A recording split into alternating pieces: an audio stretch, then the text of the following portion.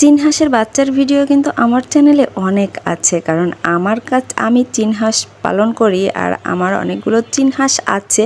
আর সিরিয়ালে কিন্তু একটার পর একটা ডিম পাড়ার তালেই থাকে, বসিয়ে দেই আর এই যে বাচ্চা ওঠে। তো কিছুদিন আগেও কিন্তু একটা ভিডিও দিয়েছিলাম যে চীন হাঁসের বাচ্চা ফুটেছে। তো আজ কিন্তু নতুন করে আবার বলছি যে আলহামদুলিল্লাহ আরেকটা চীন হাঁসের এই যে বাচ্চা ফুটেছে। আর এটার প্রধান আকর্ষণ হচ্ছে এই বাচ্চাগুলোর ভিতর একটা বাচ্চা একটু ব্যতিক্রম হয়েছে। আর ওই যে দেখতে পাচ্ছেন পুরো সাদা হয়েছে ওই বাচ্চাটা। তো ওই বাচ্চাটা দেখে কিন্তু আমরা সবাই ভীষণ খুশি। তো দেখুন কত সুন্দর দেখা যাচ্ছে। তো আমি ওটাকেই ফোকাস করতে যাচ্ছিলাম আর ওকেই শুধু দেখতে যাচ্ছিলাম। আর আমি তো সবসময় বাচ্চাগুলো বিক্রি করে ফেলি, কিছু কিছু বাচ্চা রেখে দেই আর বিক্রি করে ফেলি। তো এবার অল্প বাচ্চা হয়েছে, আমি বিক্রি করতে চাইলেও আমার মা কিন্তু কিছুতেই রাজি না বাচ্চাগুলো বিক্রি করার জন্য। আর বিশেষ করে হচ্ছে ওই সাদা বাচ্চাটা। তো ওই সাদা বাচ্চাটার জন্যই মূলত হয়তো এবারের বাচ্চাগুলো বিক্রি করা হবে না, কারণ সবগুলো বাচ্চাই রেখে দেওয়ার ইচ্ছা আমার মায়ের। আর সকাল থেকে আজ ধান সিদ্ধ করার কাজ চলছিল। বৃষ্টির কারণে কিছুদিন আগেই করার ইচ্ছে ছিল, কিন্তু বৃষ্টি হবে এই ভেবে আর ধানটা সিদ্ধ করা হচ্ছিল না। তো হুট করেই মা কালকে এই যে ধানটা ভিজিয়েছিল আর আজকে সিদ্ধ করা হয়ে গেল।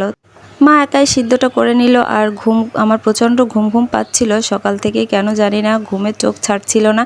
তো ঘুম অবস্থায় আমি শুধু উঠোনটা লেপে দিয়েছি আর এদিকে আমার ছেলে আমার মাকে হেল্প করছিল।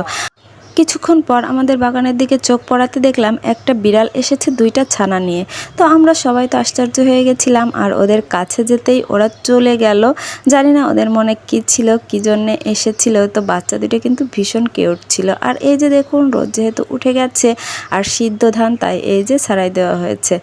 আর এদিকে ধানের কাছে এসে আমি একটু বসলাম আর মাকে বললাম যে তুমি অন্য কোথাও যাও। আর এই যে দেখতে পাচ্ছেন আমার চীন হাঁসের বাচ্চা।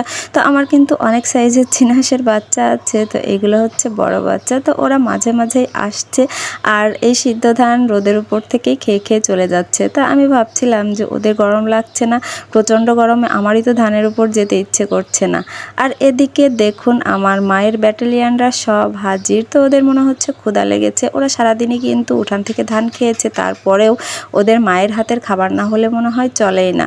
আর এদিকে আমার মা ওদের খাবারের জন্য ঘরে গিয়েছে আর ওরা এই যে দেখুন এইটুক দিয়ে পায়চারি করছে।